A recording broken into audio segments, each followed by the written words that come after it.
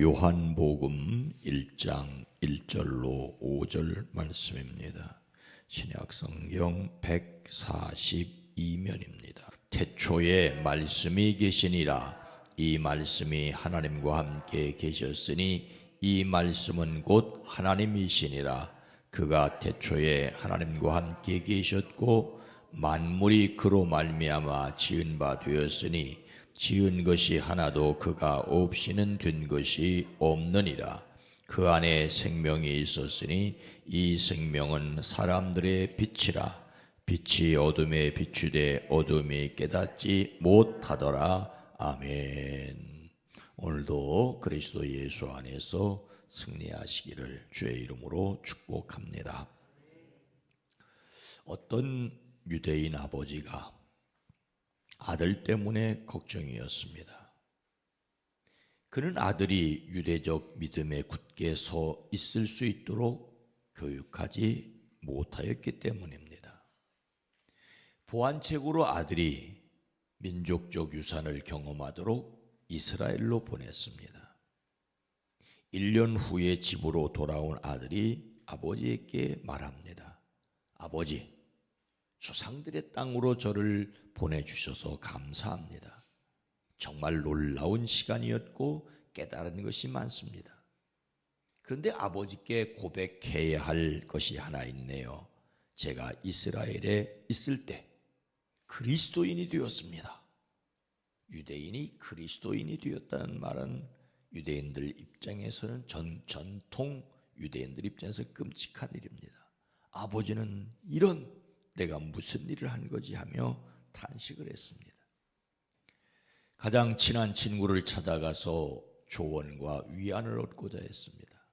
친구가 말합니다. 나를 찾아오더니 참 놀라운 일이라네 하며 말하기를 나 또한 아들을 이스라엘로 보냈는데 그도 그리스도인이 되어 돌아왔다네. 두 친구는 스승인 유대인 스승인 랍비를 찾아갔습니다. 랍비가 말합니다. 나를 찾아오더니 참 놀라운 일이네 하고는 나 또한 아들을 이스라엘로 보냈었네. 그랬더니 그도 그리스도인이 되어 돌아왔다네. 대체 우리 아들들이 무슨 일이 일어난 거야? 형제들이여, 이 문제를 놓고 하나님께 물어야 하겠네. 그래서 그들은 모두 무릎을 꿇고 전능하신 하나님 앞에 마음을 찢으며 부르짖었습니다. 그때 구름이 갈라지며 전능하신 분의 목소리가 들려왔습니다. 나를 찾아오더니 참 놀라운 일이라네. 나 또한 아들을 이스라엘로 보냈었다네. 하나님은 자기 아들을 세상에 보내셨습니다. 예수님은 세상에 보내심을 받은 분입니다. 유대인들이 아들을 이스라엘로 보냈다고 해서 그들이 모두 그리스도인이 되는 것은 아니지요. 하나님께서 아들을 세상에 보내셨다는 놀라운 사실을 말하려는 이야기입니다. 이 세상에 보내심을 받은 예수님은 어떤 분이십니까? 예수님은 태초부터 하나님과 함께 계셔서 세상을 창조하시는 분이십니다. 이분을 달리 무엇이라고 표현하고 있습니까? 1절과 2절입니다. 태초에 말씀이 계시니라. 이 말씀이 하나님과 함께 계셨으니 이 말씀은 곧 하나님이시니라. 그가 태초에 하나님과 함께 계셨고. 요한복음은 예수님께서 태초부터 계신 하나님이시라고, 창조를 하나님과 함께 하신 분이라고 말씀하고 있습니다. 창세기에 우리의 형상을 따라 우리의 모양대로 우리가 사람을 만들고라고 기록되었는데 여기서 우리는 태초부터 함께 계셨던 하나님과 말씀이신 예수님입니다. 태초는 세상이 시작되기 이전을 가리킵니다. 창세기 1장 1절에 태초에 하나님이 천지를 창조하시니라 말씀하셨을 때의 그 태초입니다. 시간이 시작되기 이전에 영혼을 가리킵니다. 그때 이미 계신 예수님을 말씀이라고 합니다. 여기에서 말씀은 사람으로 세상에 나타나시기 이전에 예수님을 비유합니다. 헬라인들이 쓰는 로고스라는 말로 예수님을 비유합니다. 말씀이라는 말은 선생님이 말씀하셨다, 목사님의 설교 말씀을 잘 들었다라고 할 때의 말씀과 비슷하기는 하지만 다릅니다. 자, 여러분, 이 새벽에 할 일이 아닐지 모르겠지만 왼쪽 손이 아니라 오른쪽 손을 잠깐 들어보세요. 예, 저는 말로만 했는데 여러분은 손을 들었어요. 나는 말만 했는데 여러분의 손이 움직였다니까요. 이것을 말씀이라고 합니다.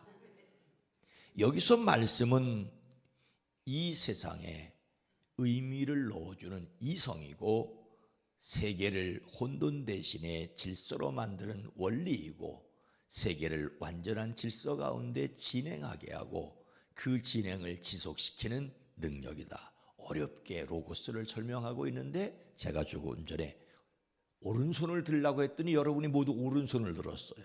왼손을 들라고 하면 왼손을 들 겁니다. 하나님이 빛이 있으라 말씀하시면 그냥 빛이 있고, 그것이 말씀, 원리이자 능력입니다. 유대 철학자 필로는 말씀이 뜻하는 것에 대하여 세계와 하나님, 그리고 출생한 자와 출생하지 않는 자 사이의 매개자라고 설명을 합니다. 우리의 머리로는 선뜻 다가오지 않지만 아직 몸을 입기 전에 태초부터 하나님과 함께 계신 예수님의 신성을 설명하려는 표현입니다. 태초에 하나님과 함께 계신 말씀이셨고 이분도 하나님이십니다. 태초부터 하나님과 함께 계셨으나 하나님과는 전혀 다른, 그러나 같으신 하나님이십니다. 태초부터 계신 말씀이신 예수님께서 세상에 오셨는데 이 말씀을 어떻게 깨달을 수 있겠습니까? 5절 말씀은 빛이 어둠에 비추되 어둠이 깨닫지 못하더라고 말씀하고 있습니다. 태초부터 말씀으로 계신 예수님은 하나님이셨고 창조자이시고 생명이십니다. 그리고 빛이셨습니다. 이 말씀을 빛이라고 하는 이유는 죄로 어두운 세상을 비추는 분이시기 때문입니다. 그 빛이 어둠을 비추었습니다. 이때 세상은 공중 원세 자본 사탄에게 지배당하고 있는 어두움 그 자체였습니다. 문제는 빛이 비추되 세상은 깨닫지 못하였습니다. 빛이 어둠을 비추는데 어둠이 깨닫지 못한 것은 어둠이 그의 세상에서 세력을 가지고 지배하고 있었기 때문입니다. 빛이 비추어도 사람들은 그 빛을 알아보지 못하였습니다. 그가 자기 땅에 오셨으나 그 백성은 그를 맞아들이지 않았습니다.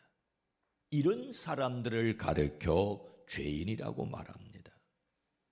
영적으로 죽었기 때문에 태초부터 계신 말씀이자 하나님이신 예수님을 알 수 없었습니다. 빛이 비추는데 그 빛을 알아보지 못하고 자기 임금이 오셨는데 알아보지 못하였습니다. 이것이 타락한 인간의 모습입니다. 하지만 예수님을 말씀이라고 비유하는 것을 통하여 예수님을 알 수 있는 길이 있음을 또한 표현하고 있습니다. 예수님은 이렇게 말씀하시지요. 너희가 성경에서 영생을 얻을 줄 생각하고 성경을 연구하거니와 이 성경이 곧 내게 대하여 증언한 것이니라. 태초부터 계신 말씀이신 예수님을 알 수 있는 길은 기록된 말씀인 성경을 통해서입니다. 기록된 말씀으로 태초부터 계신 말씀이신 예수님을 알 수 있습니다. 그러나 사람이 열심히 성경 연구하면 예수님 알게 되는 것이 아니지요. 성경 글자를 제 아무리 연구하여도 글자만 알고 그 글자가 가리키는 예수님을 믿지 못할 수 있기 때문입니다. 그러면 어떻게 알게 되는 것입니까? 우리는 보혜사 성령님의 도우심으로 기록된 말씀을 통하여 태초부터 계신 말씀이신 예수님을 알 수 있습니다. 예수님께서 말씀하십니다. 요한복음 14장 26절 함께 읽습니다. 보혜사 곧 아버지께서 내 이름으로 보내실 성령, 그가 너희에게 모든 것을 가르치고 내가 너희에게 말한 모든 것을 생각나게 하리라. 또 계속해서 요한복음 15장 26절입니다. 내가 아버지께로부터 너희에게 보낼 보혜사 곧 아버지께로부터 나오시는 진리의 성령이 오실 때에 그가 나를 증언하실 것이요. 부활하신 예수님께서 제자들을 향하여 숨을 내쉬며 성령을 받으라고 말씀하십니다. 성령이 강림하신 후에 예수님을 믿고 그들은 전도하였습니다. 태초부터 계신 말씀이신 예수님을 성령을 통하여 깨달아 알고 믿을 수 있습니다. 그래서 우리는 성령의 도우심을 기도하며 말씀을 읽어야 합니다. 오늘 말씀을 마음에 새기고 2025년 한 해 동안 성경 읽기를 위해 우리가 결심해야 할 것은 무엇일까요? 사람이 말씀을 깨닫지 못하는 것은 성령을 받지 못하였기 때문입니다. 그런데 성령 받았다는 사람들이 말씀과 상관없이 사는 것은 말씀을 가까이 하지 않기 때문입니다. 요한계시록은 이 예언의 말씀을 읽는 자와 듣는 자와 그 가운데 기록한 것을 지키는 자는 복이 있나니 때가 가까움이라고 하였습니다. 사도 요한은 마지막 때 형편을 말하며 환난과 핍박의 세상에서 위로와 격려를 받기 위하여 말씀을 읽어주는 사람과 그 말씀을 듣는 사람이 그리고 그 말씀을 따라 사는 사람들이 되어야 할 것을 기록하였습니다. 말씀이 세상에 오셨으나 사람이 깨닫지 못하였지만 또한 그 말씀을 가까이 하는 사람이 말씀을 깨달아 알 수 있다고 하십니다. 시편은 복 있는 사람을 가리켜 오직 여호와의 율법을 즐거워하여 그의 율법을 주야로 묵상하는 자라고 가르쳐 말하고 있습니다. 하나님의 말씀을 즐거워하며 밤낮으로 묵상하는 사람은 시냇가에 심은 나무가 철을 따라 열매를 맺으며 그 잎이 시들지 아니함 같을 것이라고 말씀하고 있습니다. 그래서 우리가 해야 할 일이 분명합니다. 말씀이 세상에 왔지만 세상이 깨닫지 못하였습니다. 그런데 세상이 그 말씀을 가까이 할 때라야만 깨달을 수 있다는 것은 역설이지요. 사람의 지혜로 깨달을 수 없지만 성령의 도우심으로 의지하여 말씀을 가까이 하는 사람이 깨닫습니다. 그래서 성경을 가까이 하겠다는 구체적인 계획을 세워야 합니다. 교회에서 제공하는 성경 읽기 등을 참여해야 합니다. 예수님을 닮는 성품으로서 지혜는 삶의 모든 형편 속에서 하나님의 손길을 보는 것입니다. 이를 위하여 하나님이 주시는 능력으로 하나님의 말씀을 사랑한다 이어야 합니다. 사랑한다면 가까이 해야 하고 사랑한다면 이야기해야 합니다. 사랑한다면 만나야 합니다. 성경을 사랑한다면 성경을 가까이 해야 합니다. 말씀이신 예수님을 듣기 위하여 성경 말씀을 사랑하는 2025년이 되어지기를 주의 이름으로 축원합니다. 거룩하신 하나님,